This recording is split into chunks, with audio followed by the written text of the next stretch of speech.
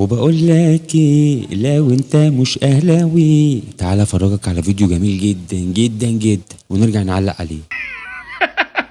يا جدعان في ايه؟ الاهلي بيغرق يا اخوانا، الاهلي بيغرق يا جدعان.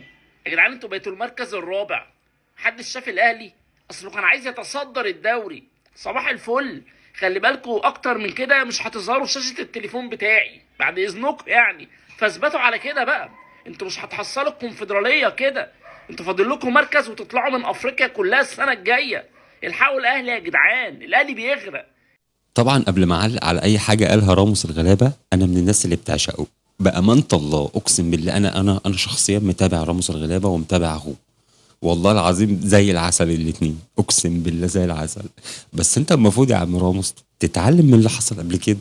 ده انت جايب جدول الاهلي متاجله فيه مباراه، ولو كسبها ان شاء الله امام الاتحاد السكندري بكره هيبقى فعلا متصدر الدوري. وفعلا لما الاهلي بيركب الدوري ما بتعرفوش تنزلوه، محدش بيعرف ينزلوه من على القمه. يا عم راموس اتعلم من اللي حصل قبل كده.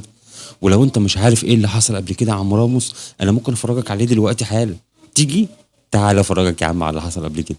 طب الكيمي كيميكا والمركز ال 12 يا محلاه، والكيمي كيميكو، والاهلي بيغرق ياهو. الحقوا بقى عشان بيبهلل، حاول تلحقوا عشان بيعمل بابا بابا بابا. ها قول لي بقى، انت شفت الفيديو ده قبل كده؟ انت اكيد شفته، ما انت اكيد شفت الفيديو ده قبل كده، واكيد عارف ايه اللي حصل لنادي الزمالك من بعد الفيديو اللي انت شفته ده يا عم راموس. الزمالك مش بقى بيبقلل، لا، ده الزمالك فلس. الزمالك ما بقاش لاقي ياكل.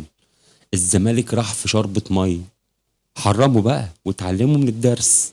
لازم تتعلموا من الدرس عشان خاطر يعني انا مش عارف بتجيبوا الجراءه دي منين، وبتجيبوا الكلام ده منين، وقلبكم بيبقى جاحد كده ازاي.